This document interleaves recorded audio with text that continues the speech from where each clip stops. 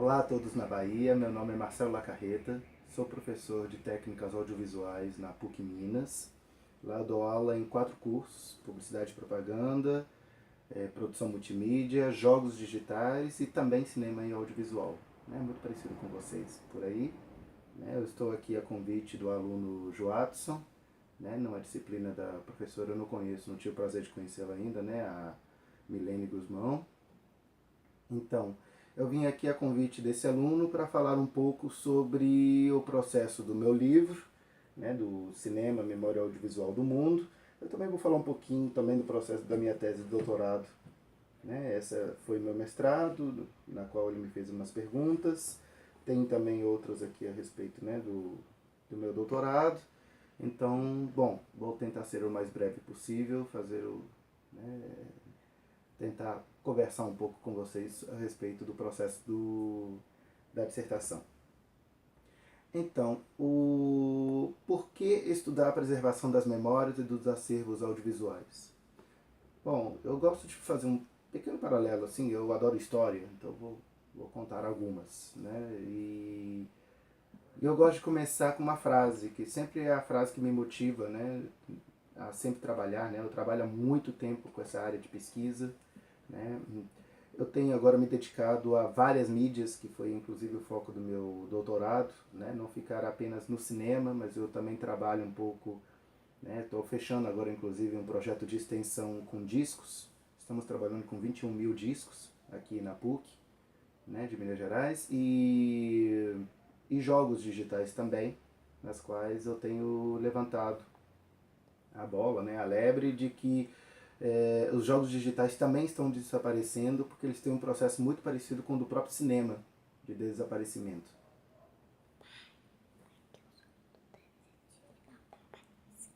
Não tem problema, não. Quem está filmando é a Sabrina, é minha filha, ela tem 5 anos de idade. Um prodígio, Ela que filma, olha só. Vamos lá então. Beijo, Sabrina, fala beijos. Pode falar. Beijo. Então vamos lá então. Por que estudar a preservação das memórias dos acervos audiovisuais? Bom, primeiramente eu tive uma disciplina ainda na graduação que contava um pouco a história do cinema brasileiro. Era um documentário, não sei se vocês conhecem, um documentário feito pela antiga Rede Manchete de televisão, falando um pouco sobre a história do cinema. E eu fui pesquisar um pouco mais sobre esse documentário, eu adorei a história, Afonso Secreto, aquela história toda, do começo do cinema no Brasil, depois Atlântida e essas coisas todas. E descobri o seguinte, de que a Manchete, quando ela produziu esse documentário, ela teve que restaurar alguns pedaços, alguns trechos de filmes para poder passar, nesse documentário. E ao mesmo tempo que muita gente criticou também o fato de que a Manchete destruiu, quando ela exibiu, alguns pedaços de filmes que ela tinha usado para a confecção desse material. Então eu fiquei pensando, gente, mas será que o cinema ele é tão perecível, é tão complicado assim? E aí que começou realmente a pesquisa. Eu comecei a perceber de que realmente o cinema tinha data de validade, tinha prazo para acabar, e de todas as mídias que eu já tinha visto na minha vida, de todas as coisas que eu já tinha na minha mão a vida inteira, o cinema era notadamente o mais perecível de todos, o que realmente tinha data de validade, hora de acabar. E exatamente por ter hora de acabar, eu comecei a buscar uma coisa, com base exatamente dessa premissa que eu disse. Se você quer iniciar uma revolução, você tem que começar pelo seu quarto. E eu tive que fazer um vídeo nessa disciplina, e nesse vídeo eu estava preocupado em resgatar um pouco da memória audiovisual da Escola de Belas Artes, que era o lugar onde eu estava estudando. Eu fiz a graduação, mestrado e doutorado na Escola de Belas Artes, na UFMG. E quando cheguei lá, para ver o acervo, para tentar buscar a história, a gente trabalha essencialmente lá com cinema de animação, e descobri que não tinha uma política de guardar a nossa própria memória. A gente não estava guardando os filmes que a gente mesmo estava produzindo. Então tem uma expressão, eu sou uruguaio, não parece, mas eu sou uruguaio. É uma expressão que tem muito famosa, muito natural do Uruguai, se fala assim, escrever com a mano e apagar com o codo. Né? Ou seja, o cinema trabalha sempre com essa ideia de que tudo que você escreve, você está sempre pro progresso, você está sempre produzindo e tal, mas você não está pensando se isso vai chegar na geração futura. Você quer que chegue na geração mais contemporânea possível. Né? O que é um erro do ponto de vista histórico. Né? O que você produz, né? Isso que foi a base da minha dissertação de mestrado, de que não importa, seja um filme, seja um livro, seja uma música, principalmente os filmes, eles são um legado histórico-cultural maior do que muita coisa que já foi produzida que se auto-intitula material histórico. Então o cinema por si só já é um material histórico.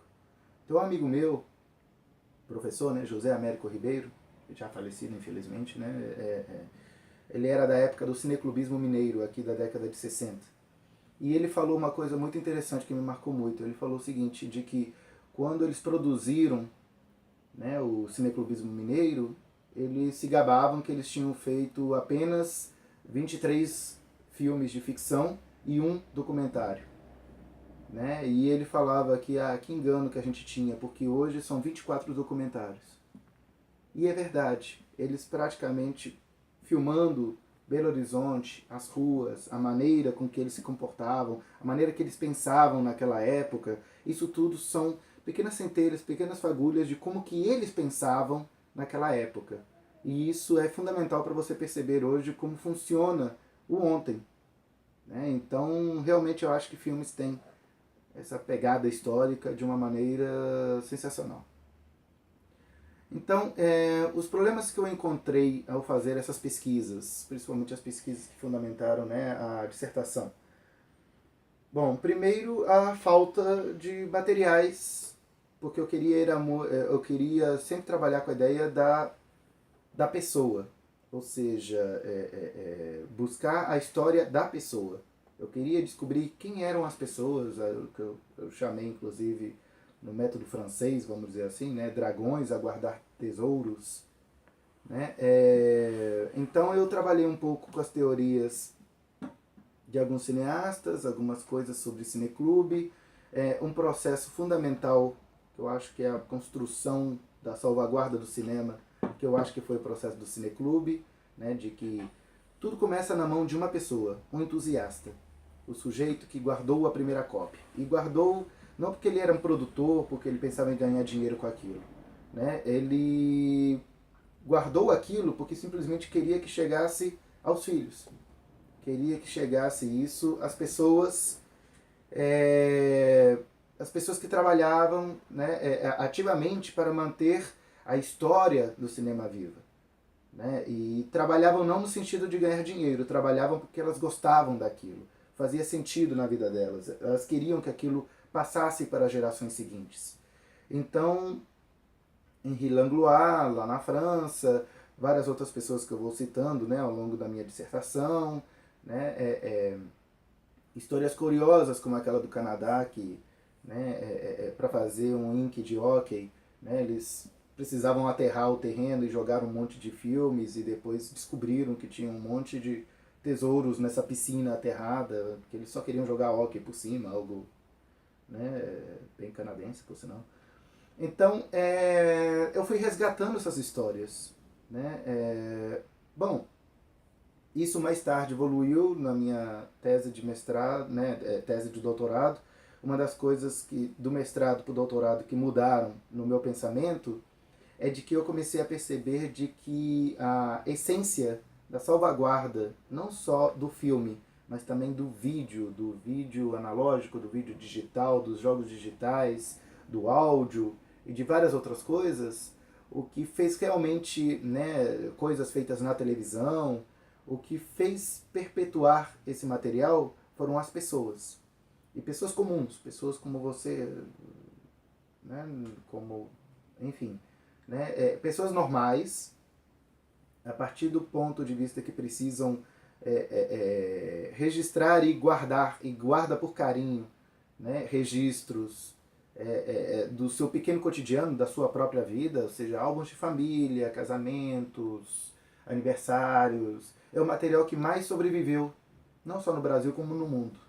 Por quê? Porque existe esse carinho, essa coisa do cara filmar e guardar aquilo com carinho para gerações futuras.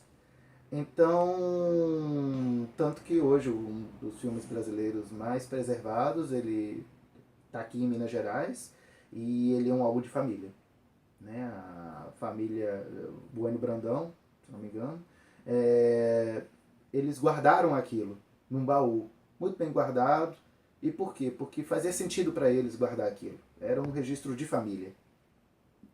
Só que, como que isso pode acontecer, por exemplo, com outras mídias, como o videogame? Né? Eu não produzi um videogame, mas eu fiz parte da geração que jogou, por exemplo, Master System. Então eu tenho aqui mesmo na minha casa um monte de jogos de Master System, 2 videogames Master System, controles, tudo porque eu, enquanto entusiasta, eu quis preservar a mídia, para que meus filhos pudessem jogar os jogos que eu joguei e que eu mesmo pudesse, por nostalgia, rever os jogos que eu joguei. Né? O mesmo acontece com filmes. Eu tenho uma DVD-teca aqui, né? O DVD-oteca. Mas essas mídias não foram feitas para durar. Elas são apenas para exibir, para mostrar, né? E elas têm um momento perecível gigante, principalmente os DVDs. E a minha geração foi uma geração, por exemplo, que produziu muito em VHS. Né? E o VHS morreu. Não só enquanto mídia, eu sou obrigado hoje a ter um videocassete em casa para ainda ver o material original. Lógico, já fiz isso, né? Já transpus isso para outras mídias, né? Já fiz, né, a remasterização desse material, mas o material original eu ainda tento mantê-lo, mas ele está desaparecendo. Eu até brinco, né, que todo VHS daqui a 10 anos lembra um episódio dos Simpsons, né? Tá tudo amarelo e roxo, né? E com linhas e enfim. Então, o que nós estamos fazendo? Né? Então, qual que é a ideia? Bom, enquanto existirem pessoas como eu, como alguns de vocês, que eu espero que vocês tenham essa ideia de sempre se autopreservar primeiro, né? Ou seja, pensar à sua volta, vocês produzem audiovisual, né? Vocês têm guardado direito o material de vocês? Vocês têm guardado... Por mais que você sinta que esse material foi um mero exercício, né? Que não foi exatamente algo importante, quem é você para julgar que isso é algo importante? Né? Isso pode vir gerações e gerações que vão comprovar que aquele começo seu foi muito mais importante do que você mesmo imaginava. Então, tentem guardar o máximo de informação possível, porque se você não guarda, ninguém vai guardar. Né? Essa é a primeira coisa, né, que eu aprendi ao longo da minha pesquisa inteira. E o segundo, né, que eu acabei chamando essas pessoas comuns, né, pessoas com superpoderes, na verdade. Eu chamo elas de prosumidores nostálgicos. Prosumidor, que é pela junção, né, de produtor e consumidor da própria mídia, né, que ela gosta, ou seja, ela acaba se tornando uma produtora. Né, vocês fazem cinema porque, a princípio, pelo perfil do egresso de vocês, vocês gostam de cinema, vocês assistem muito cinema, logo se identificam, querem produzir na mesma velocidade que vocês consomem. E nostálgico porque é uma ideia de repatriar coisas já feitas, esquecidas pela poeira do tempo. Então essa que é a ideia central dos prosumidores nostálgicos. Então os problemas que eu encontrei nessa jornada mesmo foi a falta de informações maiores, porque isso... Imagina, some o registro do filme, imagina o registro da história do filme. São coisas que realmente eu tive que garimpar muito para descobrir todas aquelas histórias que nortearam o mestrado. E depois no doutorado. O doutorado foi um pouco mais fácil, porque em 2003, quando eu defendi o mestrado, eu tinha uma dificuldade gigante. A maior parte do trabalho ficou concentrado mesmo dentro da Escola de Belas Artes, porque eu consegui entrevistar as pessoas, achar o material que estava lá, ressuscitar alguns materiais que estavam lá mesmo, guardados em gavetas, guardados nas estantes, que é o trabalho que, para mim, é o mais prazeroso, buscar a história através do próprio material, do próprio local onde as coisas aconteceram. E o doutorado, o foco foi um pouco diferente. Eu usei muito a internet no meu doutorado, conversei remotamente com muitas pessoas, porque eu queria ter uma visão um pouco maior, mais ampla. E normalmente a maioria dos consumidores está na internet. Né? Então são pessoas que têm um blog, tem uma linha de pesquisa, uma linha de trabalho. Bom, vocês chegaram a mim através da internet. Então, é inegável hoje esse processo da internet enquanto catalisador desses consumidores, de um acabar encontrando o outro. Bom, espero que eu tenha conversado com vocês a respeito do que vocês queriam saber, né? Eu acho que eu me delonguei até muito, né, em várias conversas. Gostaria de estar aí depois, em outro momento, a gente pode marcar, né, para conversarmos, para tomar um café, para fazer uma palestra. Eu estou disponível, vocês podem, né, me chamar à vontade. Eu adoro conversar com pessoas, participar dessas coisas. Então, muito obrigado, até a próxima. Tchau para vocês.